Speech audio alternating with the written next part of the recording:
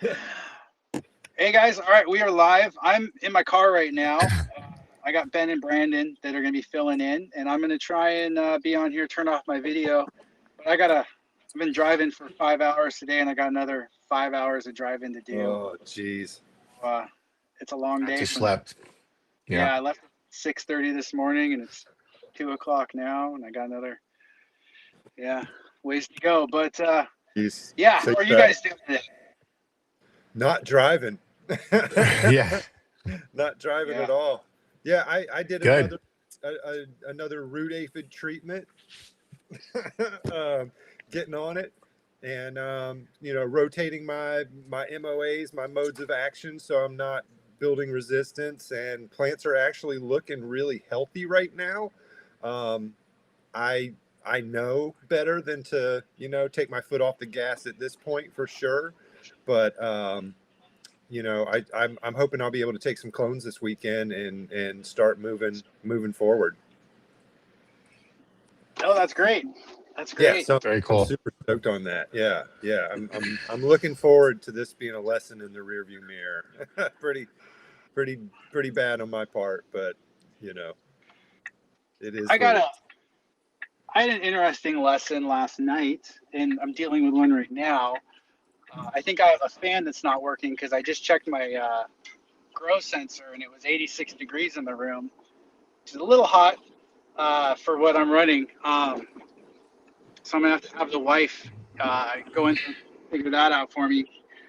But what I was gonna share is last night I went in the room late and my soil was completely dry in one of the beds. So I tweaked the blue mat, but I didn't want to wait for it to water everything Mm-hmm. because I think it was like 240 the M bar, so it was really dry. Oh wow, Um, yeah, Oh I wow. just Yeah, that's dry.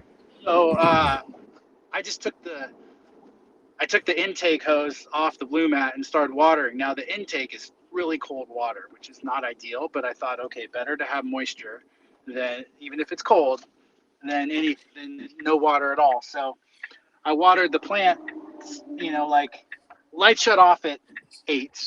This was like at 6. And I checked right before lights out, or right at lights out, and my CO2 had spiked. And I think it was from that watering. I got You might have, yeah, kicked up a microbes bunch of out. microbial. Yeah. I think that's what happened.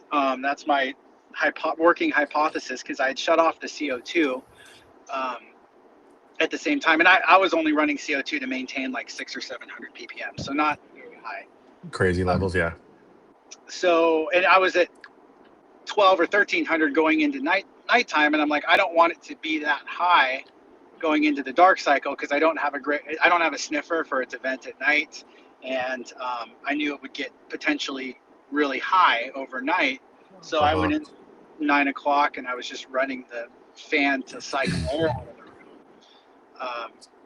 But I think it was the watering that created the CO2 burst. So I thought that was interesting. yeah, yeah. That's interesting. That definitely could just be your biology ramping up.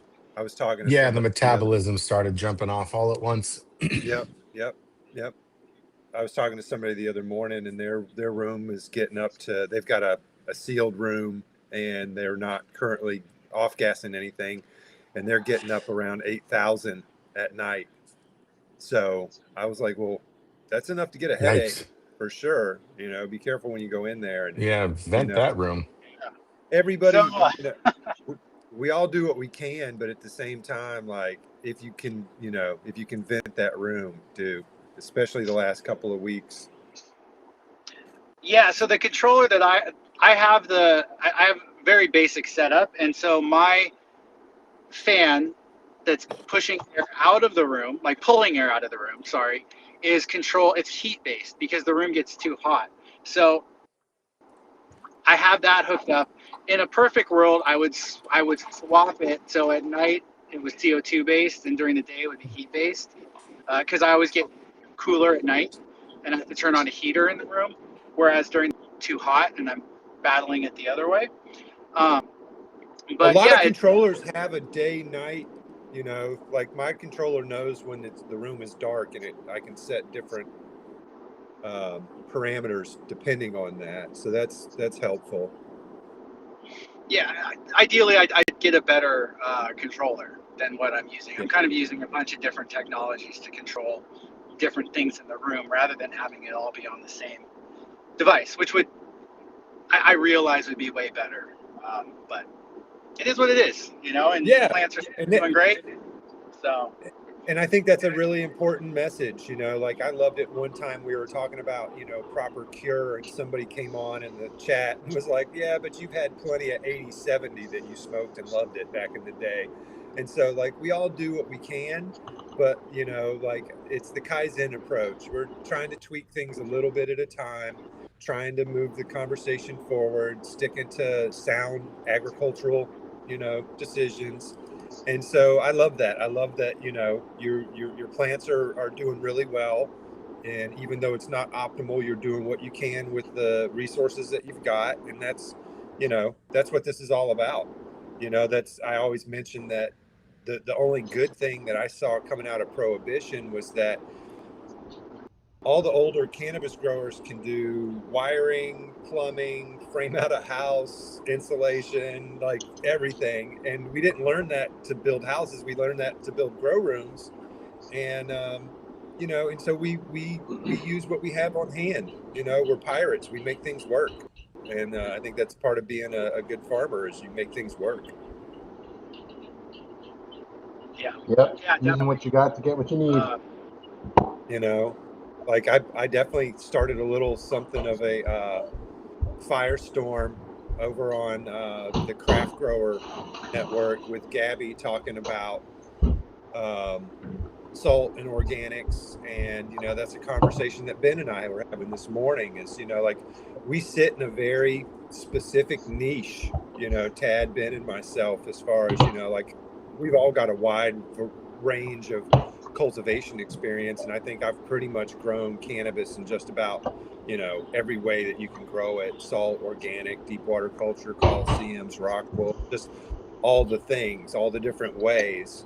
And so there's a million different ways, humans love to separate themselves into little teams, and team sounds nicer than cults, but like I'm a surfer and I'm a longboarder, and short boarders and longboarders don't get along.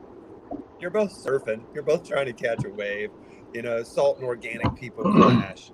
We're both trying to grow the best weed we can.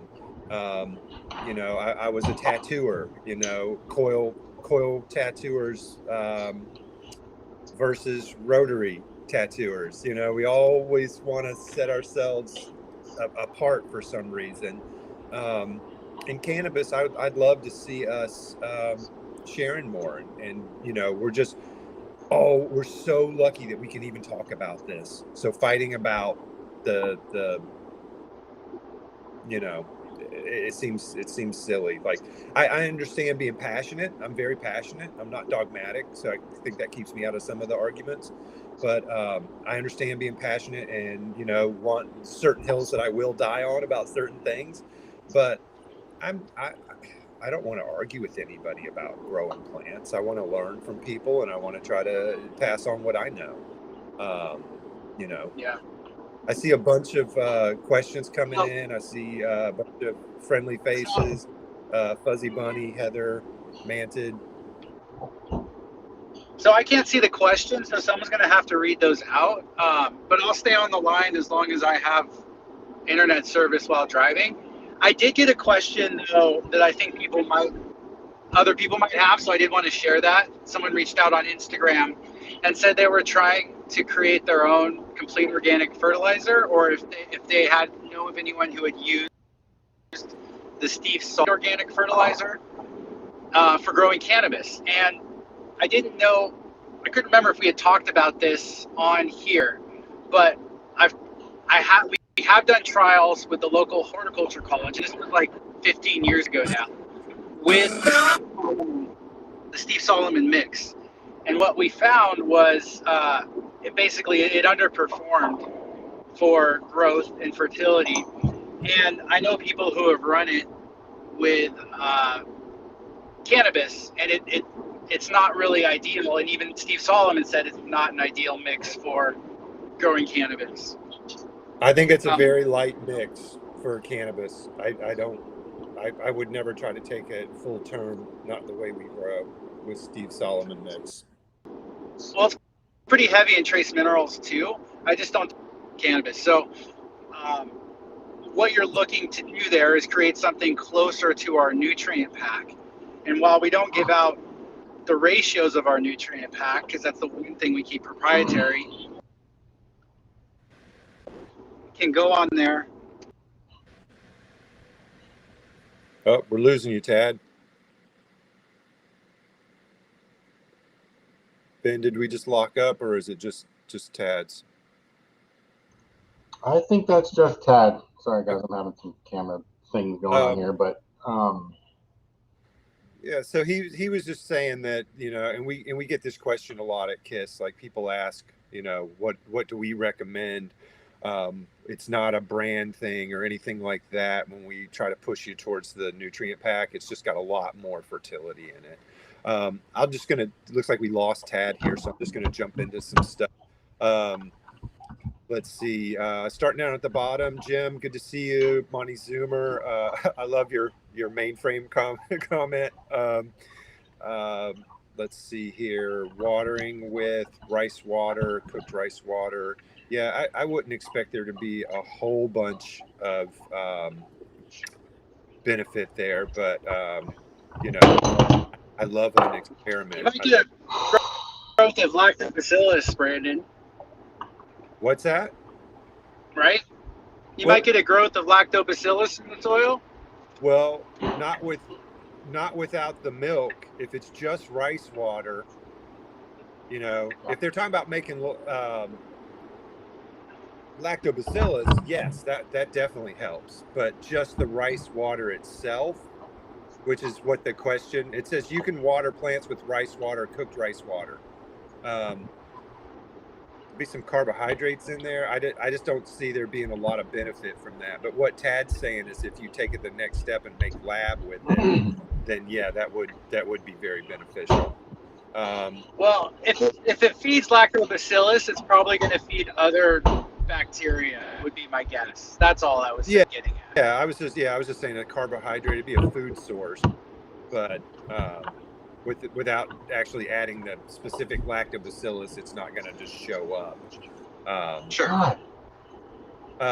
So Fuzzy Bunny's got a question. Would you consider adding a page to the KiS website that denotes what amendments, biologicals, oils, etc., cannot be combined in soil drenches and foliars? Probably not, I would say, just because that's a really expansive task to take on. If you go to the Bioworks page, which is where we do get a lot of our products, they have a phenomenal compatibility listing for every product that they make. And so you can see what should and shouldn't, and they're really good about, they're like Tad, they're brand agnostic. And so they list all kinds of products, whether it's theirs or not. So you could go and look at Epishield or Sufoil, and can you add, I don't know, PFR 97, Grand Devo, different types of Bavaria, like, and they'll give you all the application rates, all the counter indications, if you should change the regular application rate, if you should change the pH, if you should change the timing. So this needs to be at least 72 hours apart from this. They list it all. And then just the bing is oil never goes in the soil, and sulfur and oil should never get applied together. So that's the big takeaway. You guys have anything to add to that? Yeah, I would just go ahead, Ben. Oh, go ahead, Tad. I was just gonna say. One of you go. Yeah, my camera is I was just gonna say that the other reason that it's tough to do those kind of generalist applications and things is because no matter when we try to do these kind of big holistic kind of one size fits all approaches to things, we're all learning, all the time. Things are changing all the time. New products are coming out all the time. Old products are changing formulations all the time. So it gets a little risky when we try to say, yeah, if you do this, this, and this, then you'll be fine. It would, we feel, lead to some mistakes being made that are no fault of anybody's, just for the 100%. fact that, I mean, the research we're seeing now is stuff that works incredible for one cultivar is completely detrimental to the other. So there's just a lot of variability that we would have to kind of just put in a box and throw on a shelf that I think would hurt growers more than help them. Yeah, Is I know folks one get way I think we look I at know it. folks get frustrated with us because, like I hear it all the time that Tad and I always come back with, well, it depends. And it does. These are all nuanced questions, and we just would hate for somebody to get some bad information. And again, it's a pretty overwhelming, very daunting task to take that on. Let's see what else we've got here. Monty Zoomer says, I have an 80-watt bar heater in a 2x2. It does nothing with the extractor on it, setting 1. So I'm assuming he's just saying that with his air mover, it's not keeping his tent warm, which, and we've talked about that. We talked about that with Dr. Nadia Sabe, Dr. Greenhouse. There's math the same way that there's math for fertility, there's math for your environment, and how much air are you moving, and temperature, and all that kind of stuff. And again, that's a really involved conversation there. It's like Pedro Villegas 565. Why does the industry keep drying curing at 60-60 for 15 days minimum? It's proved already time and oxidation are worse enemies than temperature. So I'm going to take the first stab at that. I would say that is guardrails. That 60-60 is something that has worked well for people for a long time. And like we said earlier, I've definitely smoked weed that was dried and cured probably outside, on a hillside. What the fuck is wrong with this, man? Ben, we're picking you up. You There have a we lot of go. background noise. But so, that 60-60 works pretty well. If you follow the research from Dr. Bruce Bugby and Allison Justice, they're showing that if you want to hang on to maximum terpenes, that like an 11 day window for your dry cure is kind of where you want to get. You want to try to get down to that minimal water activity metric as fast as you can. But if you go fast, if you do it in 4 days, you're going to do that at the cost of volatilizing some terpenes. So about a 10-day window seems to be where everything lines up the best.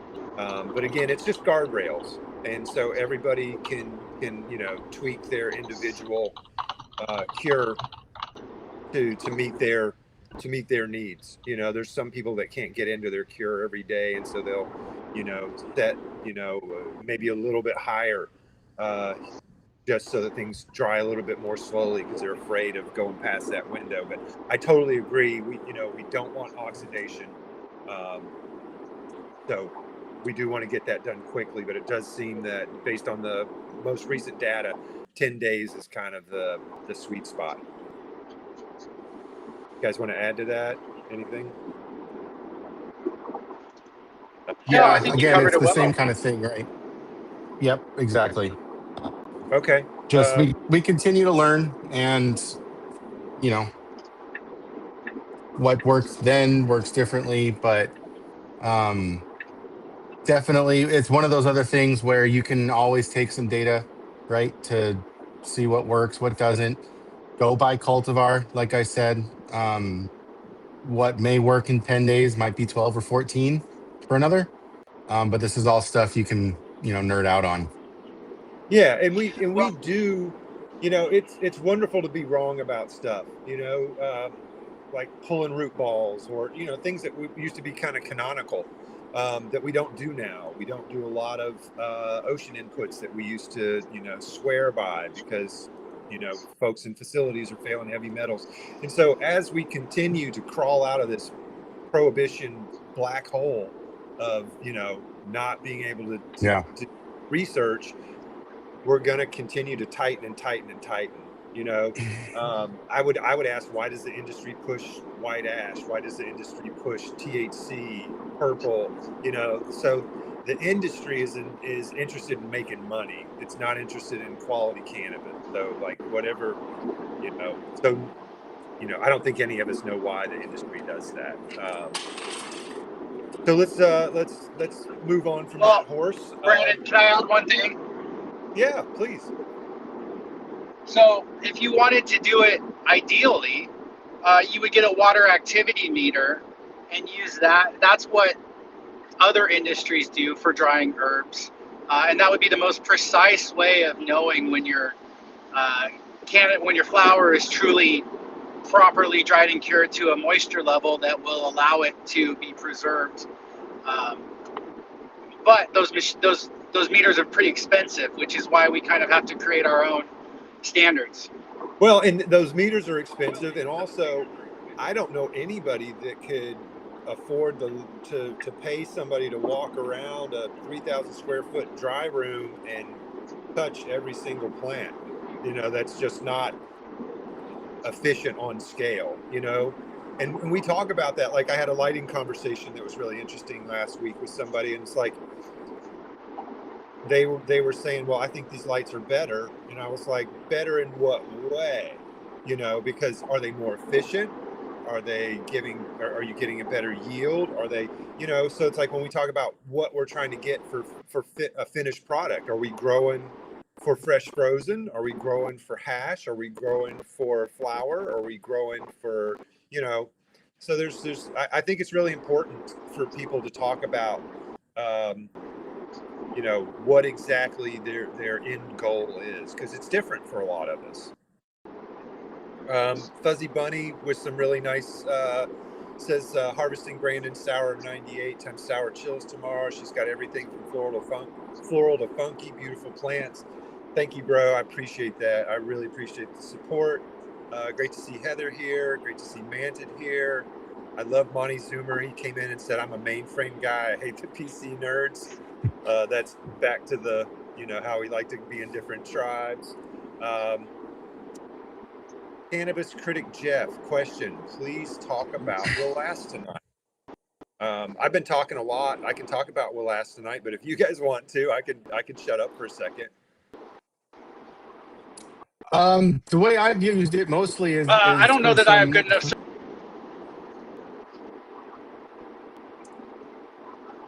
Okay, well, Ben, Go ahead. What were you going to say? Yeah, I know we use it. We use it sparingly when we're talking about pH issues, right? If we need a smaller adjustment, we'll move to that if it's not a big divergence from the targets or the ranges like we like to see.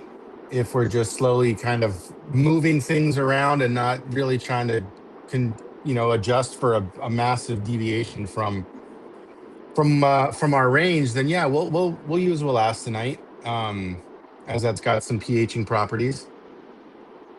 All right, so can you hear I would me? agree with all Can you of hear me, that. Brandon? We'll ask. Yeah, I got you. All right, there must be a slight delay. I apologize, guys, lost. but I just wanted to jump in. So Wellastronite, it's calcium silicate. It's a great way to pick up calcium and silica, which are two things that are very important for a lot of different plant processes. If you want to do a deep dive on silica, you can check out the podcast with Dr. Wendy Zellner. But if you get high levels of silica in your soil, in your plant tissue, you're going to see thicker stalks, better disease resistance, better pest resistance, healthier plants. You're going to mitigate microtoxicities of micronutrients. You're going to see better plant growth overall. So it does all these amazing things. So it's a cheap and easy way to get more silica, and it's going to raise your pH. So if you are starting with a lower pH, below, let's just say below 7, but above 6.3, then you could use wolastanite as a way of lightly raising or maintaining your pH in your system. And it's a wonderful tool. So, yeah, I highly recommend that people use wolastanite in their soils, especially when mixing soil where you're starting with peat moss and a very low pH. It's a great way to do that. So that's my 2 cents on wolastanite. Yeah, no, that's all great. Both you guys had some great points. I would add a couple of things. Again, back to Bruce Bugby. I got a recommendation from him that I've been trying. I got COVID when we went to Montana, and so I wasn't in my garden for like 5 or 6 weeks, and I got powdery mildew for the first time in like a decade. And Bruce Bugby recommends 2 grams of wolastanite per liter of soil. Not even talking about pH, just talking about fungal pathogen, pest and pathogen benefits. And then, it is this really nice just trickle in the background. We have Yeah. a very small handful of growers that we work with who just every single round, their pH is low. And so in a situation like that, we'll do a more aggressive ag lime Right. application, but we'll also, maybe ask them to do some wolastanite in the background, kind of, because it's going to take several rounds for that to start to do anything to the pH. And so it's going to move very slowly, but that kind of gives them a little bit of insurance in the background. But I love silica for the things that Tad mentioned as far as the pest and pathogen help, and then it helps partition, trace toxicities, drought resistance, all kinds of things that silica does for us. So we should all be Yeah. doing it, and this is just a really kind of easy way to kind of just one and done it. I still like to do my ag still once a week applications, and I am, because I'm super nerdy, I am looking at my numbers on my Malik to see if I'm hitting that silica number I'm going for. So if we want to get a little nerdy, next level, the reason silica is so great for plants and why it's such a big deal is because it reinforces their cell wall. So that when we're talking about how well it responds to irrigation, or how well it responds, or how more resistant it is to pathogens and things like that, you're basically building a stronger cell wall. So, if you've got a weak proboscis of a, sucking or whatever pathogen, and you've got a weak cell wall, it'll get through there pretty quick, and then off you go to a problem. But if it's nice and rigid, strong, it's like, trying to put a piece of grass through a brick wall. It's just gonna boink, boink, boink. And then on the irrigation side, what's really cool, and I've done the experiments back in the day, but well, basically when you see a cannabis plant, or any plant for that matter, just kind of drooping, um, basically it's like if you were to put a balloon, uninflated balloon, in a shoebox, right? And then as you pump that balloon full of water, that shoebox, as it takes up that space, the shoebox starts to get really rigid and strong, right? That's basically how plant cells work. So if you have a very strong cell wall, very rigid cell wall, and you're good on irrigation, that plant is going to be very, very strong. So that's why we love having silica um, always around. Whether or not the plant needs it, that's up to it. But having it available, we like to make sure it's in there.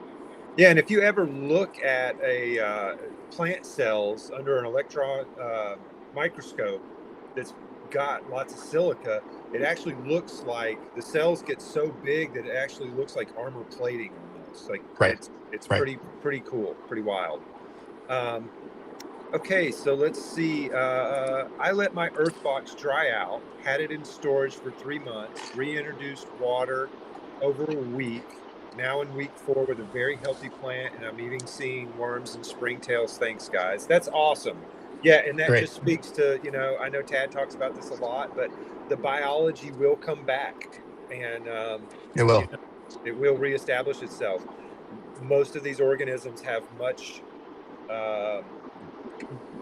more robust life strategies than humans do. You know, once a human's done, that's a wrap. You know, but with a lot of this biology, it can basically change its, you know, it can form a cyst, it can overwinter, it can change its form, all these different things, so that it can basically just go into suspended animation, and as soon as the temperature and the moisture levels are right, they come right back. So that's great to hear. I Um, don't know if any of you guys have ever heard of a water bear or a tardigrade. Those guys are they're everywhere in soil and compost, especially compost teas and things. They're adorable. If you guys ever haven't seen one, definitely check them out. They've actually sent those things into space, and they went into space, came back, and they were fine. So well, they went. when it The important thing is they went into space, not inside the spaceship. They were yeah, outside exactly. the spaceship. Yeah, no, fully in a vacuum, like total alien stuff, came back and they were fine. So it's Tardigrades. there's some crazy stuff going on in the soil, and we still know so little about it. Yeah. Jamar, good to see you here. Brandon, can you explain how to cure in paper bags, like what temp and humidity and how to set up? Um, I try to, I split it into dry and cure, two phases. My dry, I'm trying to do that in about 10 days. And I use what I have. I'm really lucky in that the temperature is like 40 degrees and I'm curing in a tent outside on my carport right now because all I've got is a couple of haze plants. So my room's 41 degrees and the relative humidity in there is only 40 degrees. So I'm way in front of that 60. Yeah. But I'm going in there and I'm checking, and sure enough, like some of the little leaves are pretty crispy, but the flowers themselves are still pretty wet. And so, I'll just continue to do that until I get what I like as far as a bend in the stem that tells me just with experience that it's time to buck. And then I start my curing phase. And that, I like to go into paper bags. I use the grocery paper bags, and just bear with me for 2 seconds here. Oh, man, if we ever get this figured out to be a scratch and sniff tab, we'll be winning. Yeah, so I use these. I'm Yeah. currently curing in this one. I only fill them up about halfway. I roll the tops and I just put them probably, I could put those back into like a 60/60, you know, but once I get to the cure phase, I'm not as worried about oxidation. I've gotten below that threshold where I'm not really worried about that. So now it's just a real slow burn. And so um, it could sit in a 70-degree room, and just go real slow. And so depending on your personal environment, you'll have to open those bags more or fewer times for longer or shorter periods. And so unfortunately, there's not any one. I can't just write it down and say this is what you should do. It's going to really depend on what room you've got and all that kind of stuff. So I apologize. I'm never trying to be slippery answering questions. I just don't want to lie and say, oh yeah, this would be great. And the last thing I want to do is hurt a grower ever. But so it'll take a little bit of practice. But it's the reason I love the paper bags is because it gives you some insurance that you're not going to mold your bud because there's still some gas exchange there. Let's see, not too old to skate 6. I love that. I think I am. I hurt myself really badly last time I did, and my twin brother broke his wrist last time he did. So we might be there, but you're not, and I love that. Not too old to surf. So planning on doing the first seed run in the summer. I have 4 tents in lung room. How do I ensure all the pollen is cleared from a tent or the lung room before the next flower run? Water. So everybody should be spraying their rooms, their tents between rounds anyway, because that's your opportunity to get those, the fungal spore counts down, so you can use bleach, xylitol, sanidate, some oxidizer, clean your ceilings, clean your fans, clean your floors, your walls, all that. that gives you a pretty good clean room to start over with every time. It will also deactivate any pollen. So if you get pollen wet, it's toast. And so that'd be the best thing. Just go in there, rinse those tents down with some sort of oxidizer, and you'll be good. But make sure you hit everything, because if you have fans and you pull them out and then you put them back in there and you don't clean them, you could be releasing pollen that way. Let's see what else we have. Green plant face is fashionably late. I'm a deadhead. I'm down with that. Hartwell Green, just about to start the next run. This will be the 16th crop I've run with the same KiS living soil. Way to go. Absolutely blown away by how the soil gets better as it ages. Love this stuff. That just made my day. Yeah, Solid work, man. Yeah, way to go. Compliments to the chef. And yeah, things do just get better and better every round, as long as you don't give yourself root aphids. Things get better and better every round. Let's see. Jamie Smith, if you have leftover rice water, you're cooking your rice wrong. Staying Man, coconut water for plants is a good source of nutrients. This is because it contains gibberellic acid, cytokine, and hormones, magnesium, and other minerals help the plants develop. Yeah, so it's got enzymes. It does have a little bit of fertility. The fertility, I would say, is negligible, but what it does have is enzymes and hormones, and so those can be very stimulating to plants. And so I've never seen a statistically relevant improvement from one crop to the next using coconut water or not. But if you're getting enhanced terpenes, anything like that, I say foot on the gas, keep doing it. Let's see. Here's back to curing. Stangman 420 says, I really like my Canatrol and just ordered the new Vivasun V Cure. I don't know anything about the V Cure. I do know about the Canatrol. I don't think that these are necessarily good solutions on scale, but for home growers, I think they're super cool. Yeah. And you can really get some craft stuff done when you're on the cure phase on a smaller home grow scale. You can really refine it. It's fun. Yeah. So here's a name I saw earlier this morning, and I know. Yeah. What's up, Kevin? Kevin.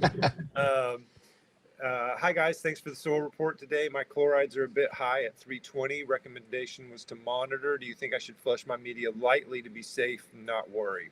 So for this round, I think you're okay. I would, and I hate to flush, so I wouldn't flush lightly. I would flush or not flush. And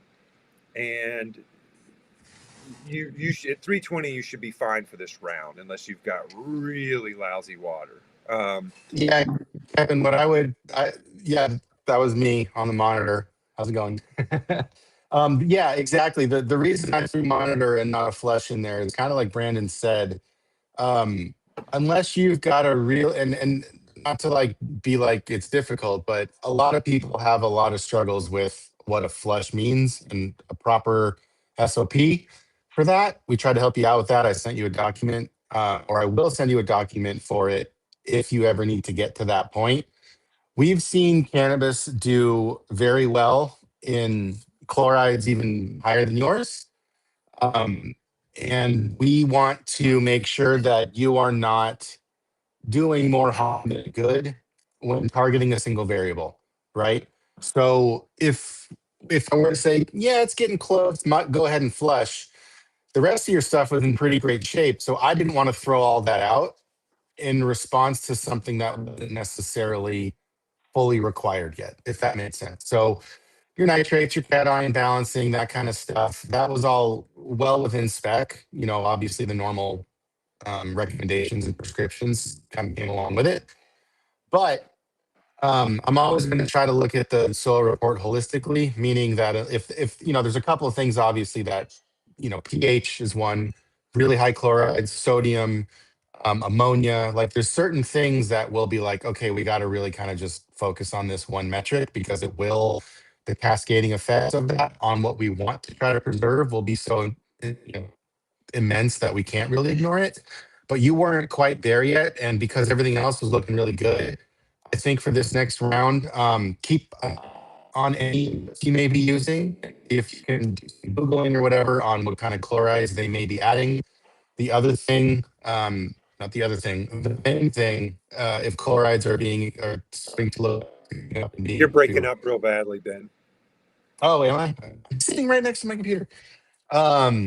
Would be your water. So the water test or some sort of water, you know, result that would give you a sense of what kind of chlorides you have coming in that sense. Um, that would be what to do. So maybe that's the time to do it now, since you're not having to do a flush. You could spend the time you have this round maybe working on, getting your water checked out a little bit. So in case that number does increase after this round, we can already have a game plan to attack. Yeah, so if you got a water test now, we would know if it was your water or inputs that was Right. causing the problem.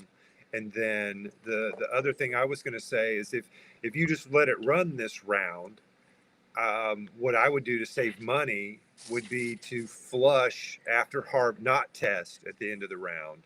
That way you're not paying for a test that's worthless, Right. Um, and once you get to 450, that's the testing limit. So we don't know how high you've gone over that. So we always are going to ask people to flush at that point.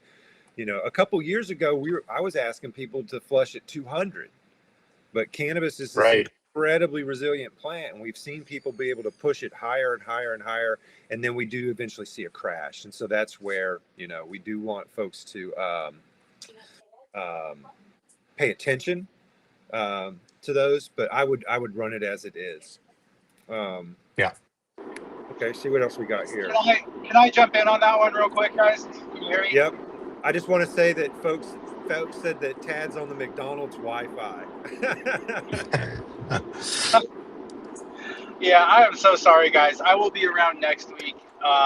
This was a last-minute trip that popped up yesterday, and this was the only day of the week I could do this 10-hour drive. So it is what it is. Yep.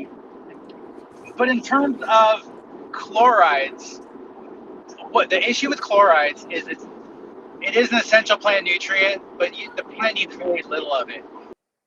And when you get too much of it, like you said, from water, from compost, from sea-based inputs, it's gonna raise your EC, the electrical conductivity of the soil, and essentially make it harder for your plant to get water and nutrients.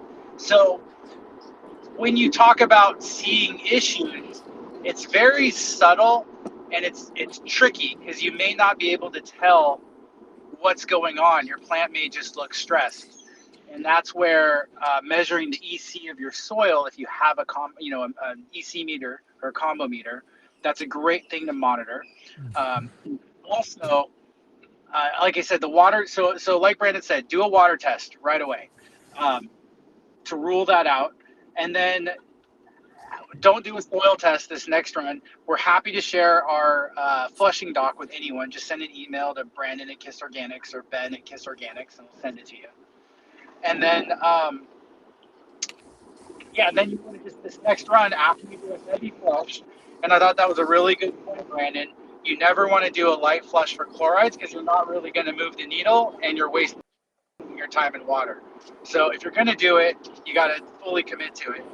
And then re-amend with something, doesn't have to be our product, but if you were to use our products, it would be something like our nutrient pack.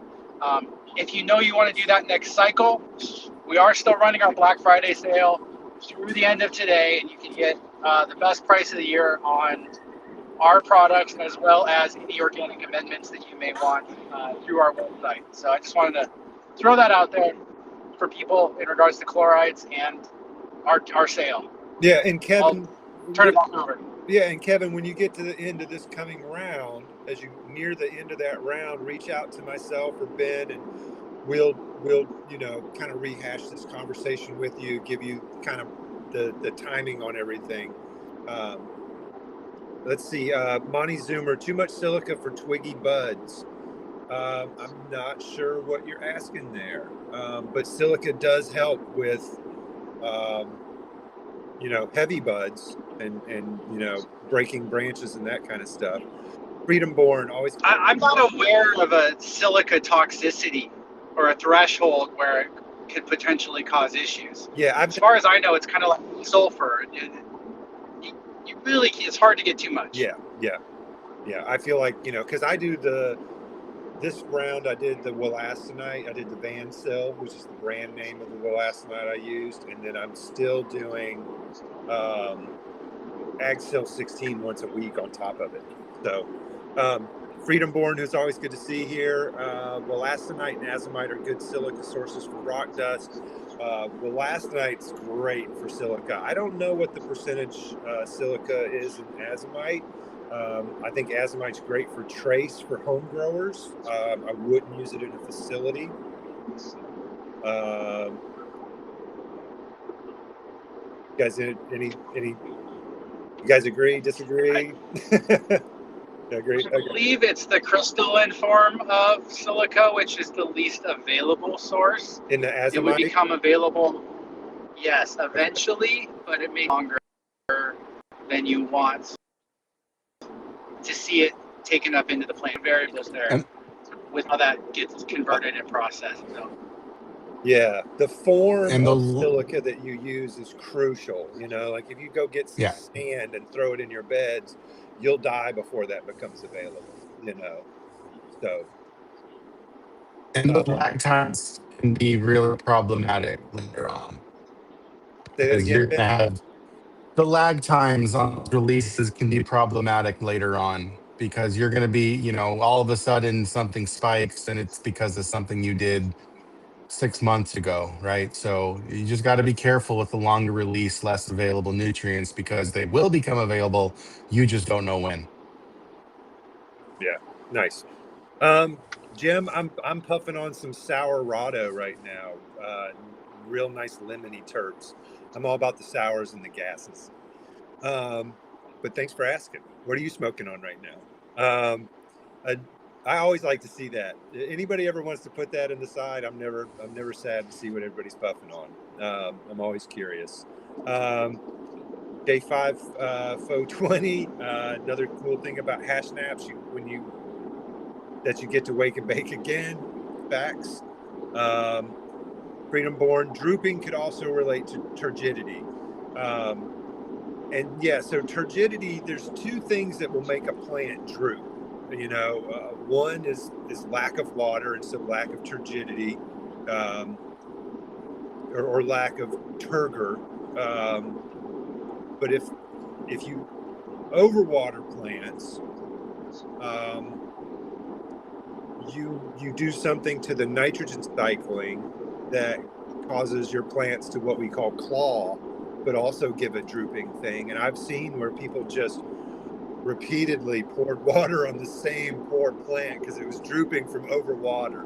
And I know Tad's really big about this, really good about this, I should say.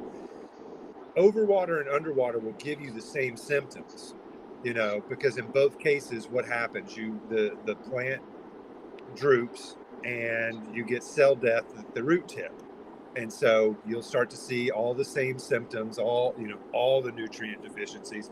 So overwater and underwater, I think a pot lift is one of the most important things any grower can learn to do. Just get comfortable with what a dry pot, because a pot will hold on to water that's so tightly bound to the soil that it's not available to the plant. You'll feel that in the pot, but the plant doesn't. And so get to know what a pot, feels like. When we went to Soil Summit, Ben and Tad and I got to do a little experiment that I think it was Sustainable Village set up. And they wanted you to guess what the M-bar reading, how wet was this soil by picking them up. And for the most part, you could definitely tell the 50 M-bar from the 200 M-bar. That was easy. But as they started to get closer, it got really hard to tell who was who. It's difficult. It was pretty impactful, like how insensitive the human tool is, where I thought I was going to do better at that. And I think we all had the same experience. So now there's a fun exercise too where you can both methods concurrently, right? To train yourself as a better grower and to, spot check things a little bit quicker with a little bit more confidence, right? So if you do have a moisture meter or some other, barometer where you can get an M-bar reading, right? Let's call it 140, and then you pick up that pot, you do that enough times and check it, you'll get the muscle memory of, this is about 140. Then go to 240 and keep doing that a couple hundred times, not in a row. But as you go, right? I'm not suggesting any workout routines here, but as you go over time, just keep picking up, spot check it. Oh, that one was 90. Okay. And then as you get more time and experience, you'll get that muscle memory. So you'll, like Brandon was saying, you're not going to get it down to the end bar, but you'll get it within 50 to 100, so you're not at those crazy bounds that you might start to get in trouble. So use tools to help train you, not just to give you information too. So, Tad, were you going to add something? can you guys hear me okay? Yeah, you're good. Yeah. No. No, we can hear you. There's just a lag.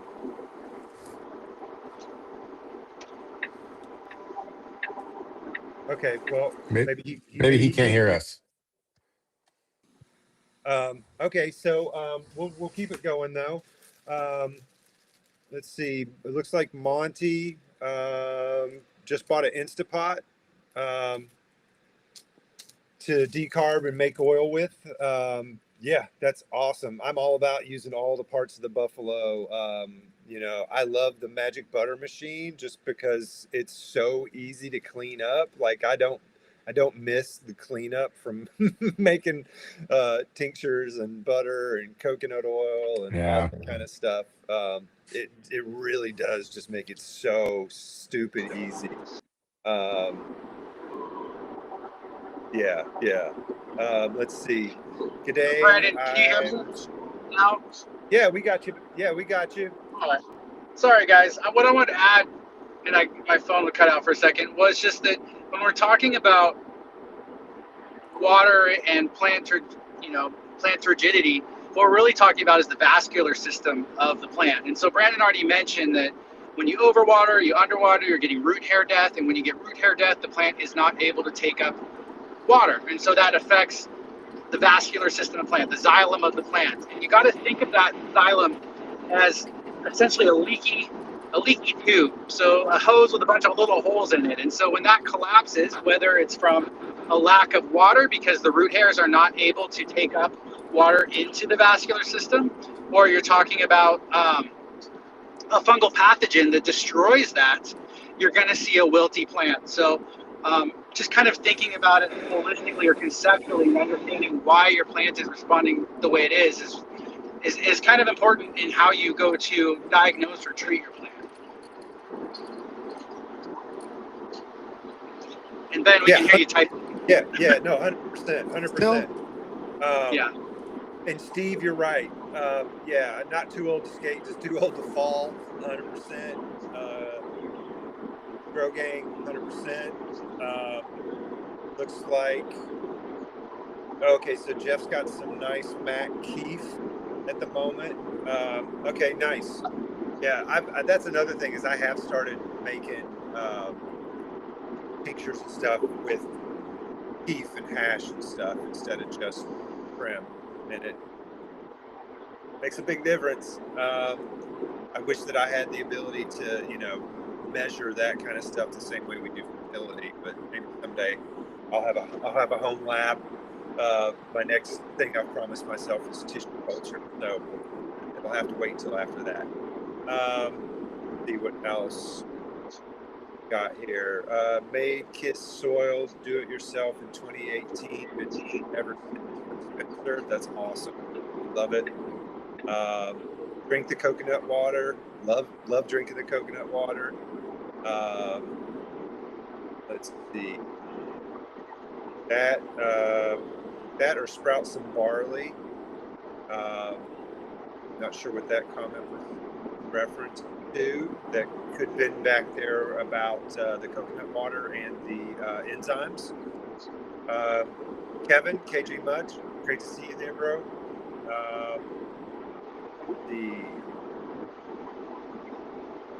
I'm way behind here, but the Bugby recommendation from last night is soil drench for PM from Lucas. So it's 2 grams per liter with Vansil 10. That 10 just refers to a particle size, but particle size is everything when it comes to release rates. But that's just for, you wouldn't drench it. You would actually, between rounds, work it homogenously throughout the entire profile of your soil.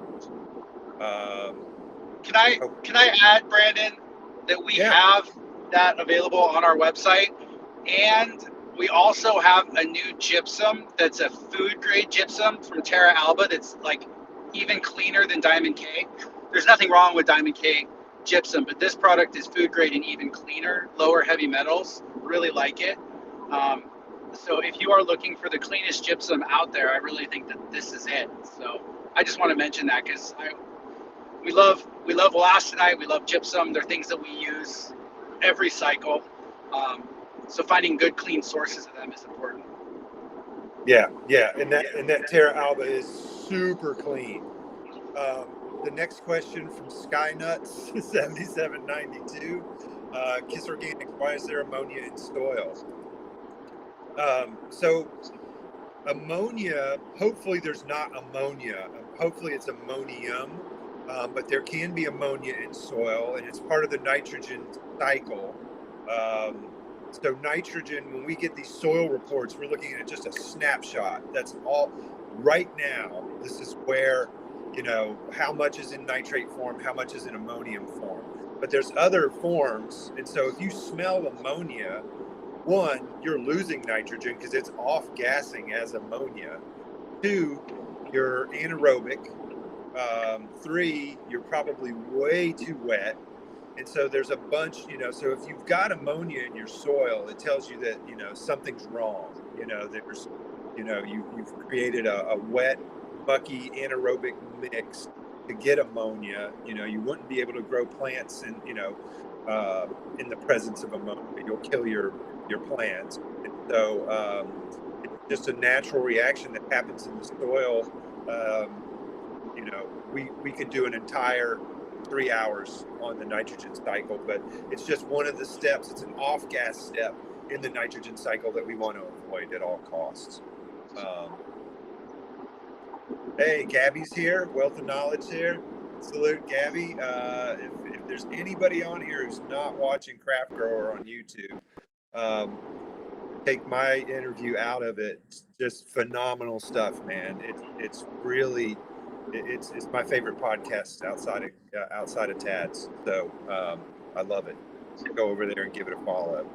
And start with the Budulero and the Wolf Seagull.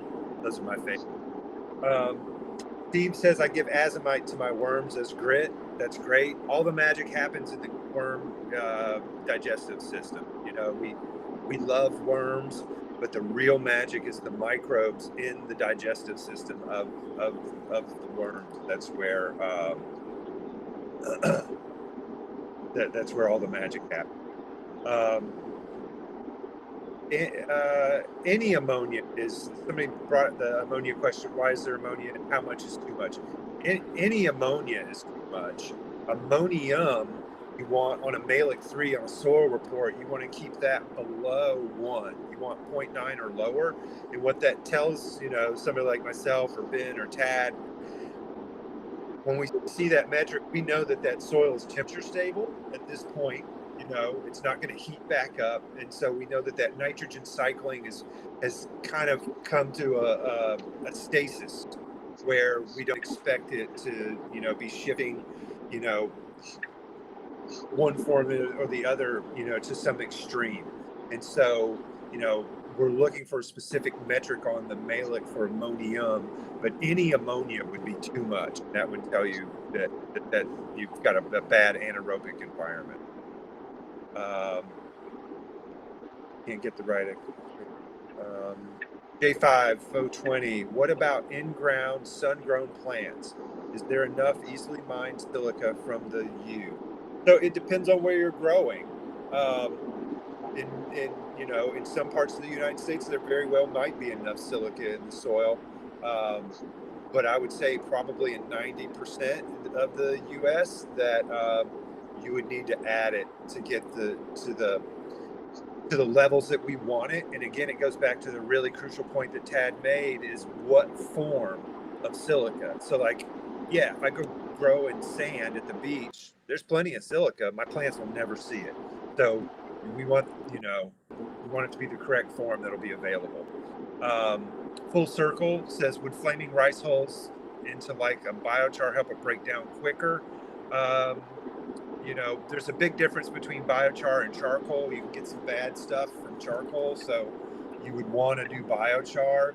But I stay away from rice hulls because they break down pretty quickly anyway, and so they don't give the aeration that they're purported to, in my opinion. And it's just an opinion. It's what works for me, and I prefer to use pumice or something that doesn't break down so quickly. And then I have never found a clean source of rice hulls. Rice hulls That's the one. Yeah, they're grown in water, so it's just like we were talking about a second ago. It's an anaerobic environment. What do we know about anaerobic environments? We know that the pH is really low. What do we know about heavy metals in a pH of 4? We know you're gonna Yummy. Yeah, you set up a biological pump to just shove arsenic into your rice hulls.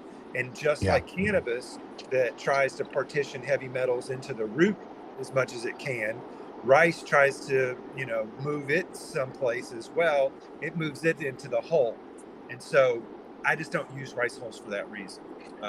And so anybody in a state, in a commercial state that's got strict thresholds or whatever, stay away from rice hulls. Make sure none of your inputs have any of that stuff, none of that stuff in it, because it's going to be a big vector for problems. Yeah. And home growers, it's probably you won't want to be, you buy at the grocery store, So Totally. if you like doing rice hulls and you're a home grower, I would, let's see. Love my magic butter machine. I think I missed a couple of questions. Let me trying to catch up here. KiS butter for the win. Noid's machine, $500. Check it out. That's another extractor. Let's see. Gabby says, Gabby, I have a friend who's trying to re-veg a plant he flowered outside. It has almost no foliage and a tiny amount of new fresh green bud leaves. I've personally never seen anything like this. Any tips? I've been talking a lot. You guys want to talk about re-veg at all? I can say something real quick. Yeah. Basically, what I would want to do is prune off all the dead growth, get it down as reduce the above ground mass as much as possible. Try not to disturb the roots. Water it very carefully. Make sure it has a little bit of nitrogen and reduce the lights. So basically, we just want to put it in a real simple environment. Low light, proper VPD, if anything, maybe a little warmer, but not dry. Higher humidity, and really baby it. And it's, I don't know what it looks like, but I would assume you could get it to recover if you're seeing some new growth on there. Yeah, I've re-vegged some stuff that definitely looked completely dead before. It's pretty amazing what you can bring back with just a little bit. I would leave anything that's green that can collect, anything that's got chlorophyll that can create energy for the plant, leave that on. But like Tad said, anything that's brown, you want to get that off because you don't want a fungal pathogen to set up on that plant while it's trying to restart. And then we're just trying to do general crop steering, so we want to give it some nitrogen. Right. It's really easy to overwater re-veg plants because they're just not using any water. So be really careful on that. And then I had another point. Oh, and then Tad said low light. And so he didn't define a metric on that. I would want to keep it probably 300 to 600 if it's coming from outside. Tad, did you have a par you were going for? I mean, off the top of my head, I was going to throw out 400. Okay. Yeah. But I don't think you could. I don't think you could underlight a re-vegging plant. I mean, I think 200 you could probably still do it. I've I've had I'd be problems with surprised. underlighting re-veg before. Okay. Yeah, so I would want to keep Mhm. it at least 300 minimum. Um, you know, like you don't need 1,000 because we're not trying to push this plant. Um, but it needs. I feel like it, you know, and I don't have any science to back this up, but I feel like it's just crop steering. We're trying to say it's summertime. Here's nitrogen. Here's temperature. Here's enough light. Here's, you know. So I'm not throwing my foot on the gas, but I think like 300 to I 600 would be a good range. I haven't seen any research on best light cycle, like photo period for re-vegging.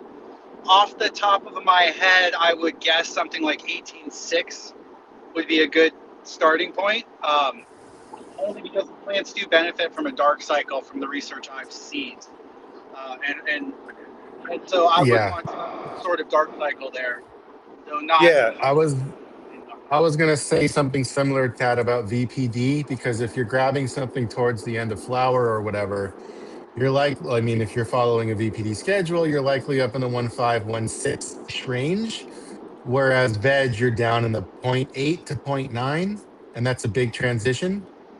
So you'll want to slow that a little bit too. Take your clone, take whatever, sprig you're trying to re-veg, and then I wouldn't throw it all the way to a point 0.9 straight away. I would try to slowly walk that back to not create too much stress at the same time, or light and some to watering and all that stuff. awesome. And Gabby, it says it's so old and close to death, but it's a great genetic. Bro, you know what to do already. Tissue culture. Grab some cells, bro. Call Jesse and get some tissue culture. Um, Spencer, plant projects. Kelpak's probably the best kelp biostimulant. Surprised more people don't use it. I think that a lot of people are using kelp. I don't know about Kelpak in specifically, but I know a lot of home growers that use kelp. I think that industry wide, people have moved away from it because of the heavy metals, but I think almost all organic home growers I know are using some kelp, Yeah. and it does have some great stuff in it.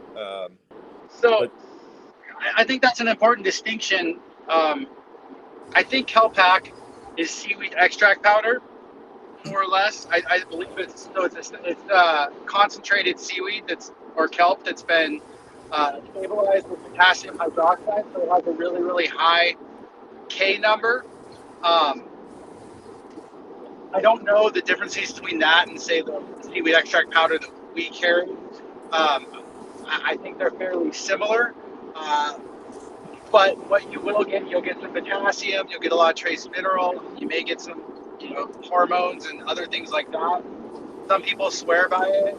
It's not something I typically add into a program, but again, a lot of people really like those products. So you just kind of have to be aware of what they might do or can do for your plants.